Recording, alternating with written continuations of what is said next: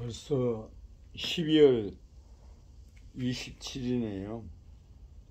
22년 한 해를 마무리할 시기입니다. 원치 않는 카톡으로 귀찮게 한 것은 아니었는지 생각해보게 하네요.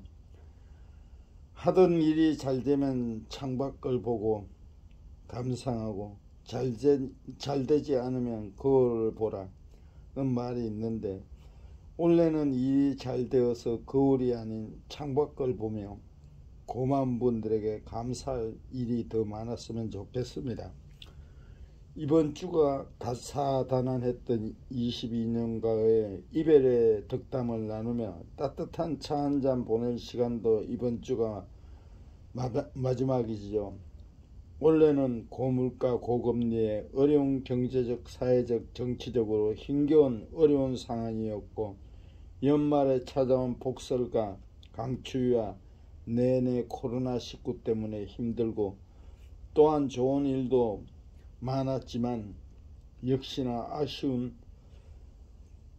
아쉬운 일 많은 한 해였죠.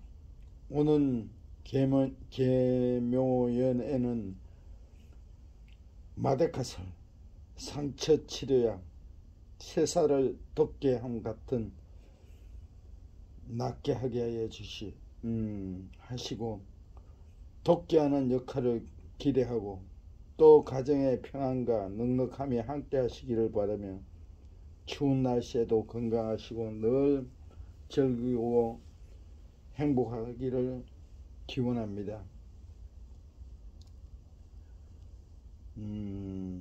저는 어릴 때 우리 형님한테 고문을 많이 당했어요. 촛불로 손가락을 찢으려고, 바늘로 찌르려고. 그게 이제 분노장애가 있다는 거죠. 스트레스, 화를 다스리지 못하면은 큰 병이 옵니다. 화가 풀리면은 인생도 풀립니다. 화는 모든 불행의 근원입니다. 화를 안고 사는 것은 독을 안고 사는 것과 같습니다. 화는 타인과 관계를 고통스럽게 하며 인생의 많은 분노를 닫게 합니다. 따라서 화를 다스릴 때 우리는 미움, 시기, 절망과 같은 감정에서 자유로워야 됩니다. 타인과의 사이에 얽혀있는 모든 매듭을 풀고 진정한 행복을 얻을 수 있습니다. 누구를 미워하거나 미운 자가 있거나 용서하지 못할 그런 것이 있으면 이해가 지나기 전에 다 버려야 합니다. 그러지 않으면 내가 병이 옵니다. 내 마음의 병이 오고 그게 독이 되어서 육신을 망가뜨립니다. 우리의 마음은 밭입니다. 그 안에는 기쁨과 사랑, 즐거움과 희망과 긍정의 씨앗이 있는가 하며 미움, 절망, 좌절, 시기, 두려움과 같은 부정 씨앗도 있습니다. 어떤 씨앗에 물을 주어 꽃을 피울지는 자신의 의지에 달려 있습니다. 사람은 누구나 행복하기 위해 태어났습니다. 그러나 실제로 행복을 만끽하면서 사는 사람은 드뭅니다. 내가 파크 골프를 하는데 내보다 아래 되는 것 같은데 그는 스트레스 제로라 합니다. 행복한 사람과 그러지 않은 사람은 표정에서 알 수 있습니다. 행복한 사람은 늘 미소가 짙고 그러지 않은 사람은 얼굴을 찌푸리며 찡그리고 있습니다. 뜨는 소같이 있는 거죠. 그렇다면 우리는 왜 화를 내는 것일까요? 무엇이 우리를 화를 내게 하는 것일까요? 시기, 절망, 미움, 두려움 등을 모두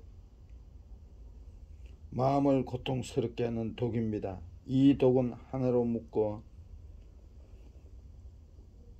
버려야 합니다. 마음속에서 화를 해독하지 못하면 우리는 절대로 행복할 수가 없습니다.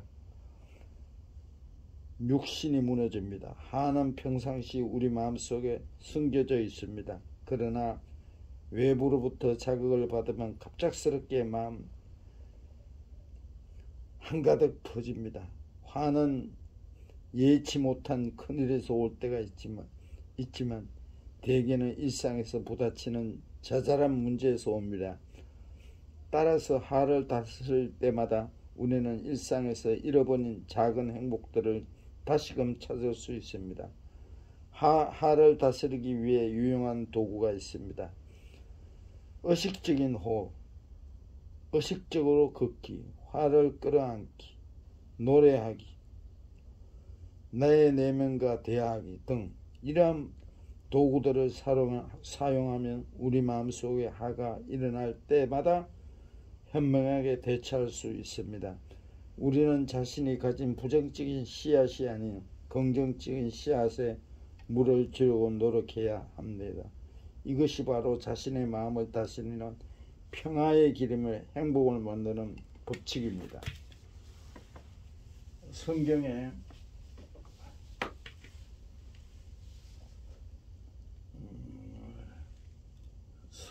보면은 돌은 무겁고 모래도 가볍지 아니하거든. 가볍지 아니하거니와 미련한 자는 분노는 이 둘보다 무거우니라. 분노가 그렇다는 거예요. 부는 잔인하고 노는 창수 같으니와 투기 앞에 누가 서리요. 기름과 향이 사람의 마음을 즐겁게 하나니 친구의 충성된 권고가 이와 같이 아름다우니라. 내 친구와 아비의 친구를 버리지 말며 내 환난 날에 형제의 집에 들어가지 말지어다. 가까운 이웃이 먼 형제보다 나으니라. 타인이 너를 칭찬하게 하고 내 입으로는 하지 말며 외인이 너를 칭찬하게 하고 내 입술로는 하지 말지어다. 이 성경의 이 정답이 다 나와. 인생의 삶을 경제 살리기 모든 것이 성경을 우리가 날마다 성경을 읽고 묵상하면서 성경대로 살려고 노력해야 합니다.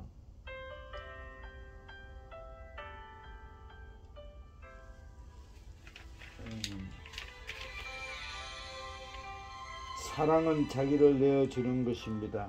그가 우리를 위하여 목숨을 버리니 우리가 이로써 사랑을 알고 우리도 형제들을 위하여 목숨을 버리는 것이 마땅하니라.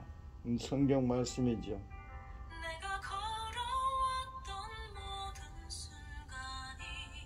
흔히 요한복음 3장 16절을 외워보라 말하며 아주 큰 소리로 외웁니다. 그러나 같은 저자가 쓴 요한일서 3장 16절을 외워보라 말하면 잠잠할 때가 많습니다.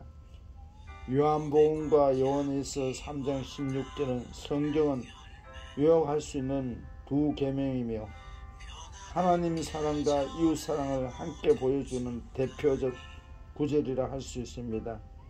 예수님께서 나를 사랑하신 것은 감사하며 암송하지만 이웃을 위해 예수님처럼 사랑해야 한다는 것을 암송하지 못한다면 반쪽 진리를 믿고 있는 것입니다.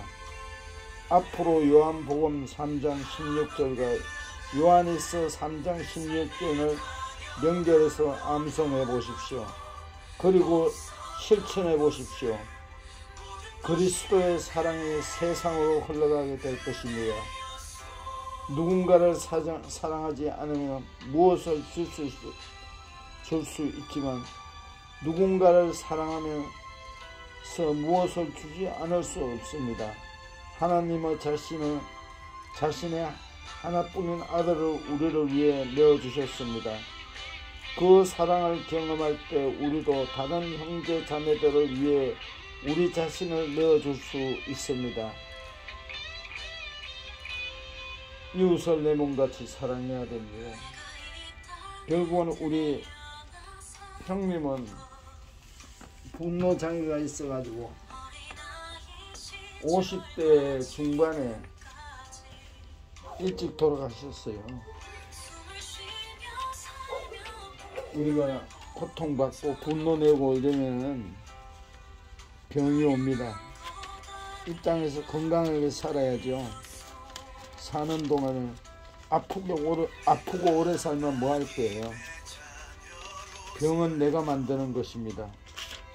저는 기뻐하고 감사하고 기도하고 모든 것을 긍정적으로 요즘 살으니까 뭐 큰 병은 없지만 있던 무좀도 없어지고, 저는 좀 치질이가 있었는데 치질도 없어졌어요. 모든 것을 긍정적이고 즐겨야 합니다. 그게 이제 성경의 말씀을 내 것으로 만들었을 때 가능합니다. 하나님께 의지하고 성령께 도움을 달라고. 또 오늘도 남은 12월도 마무리 잘 하시고 행복하고 즐기세요. 사랑합니다.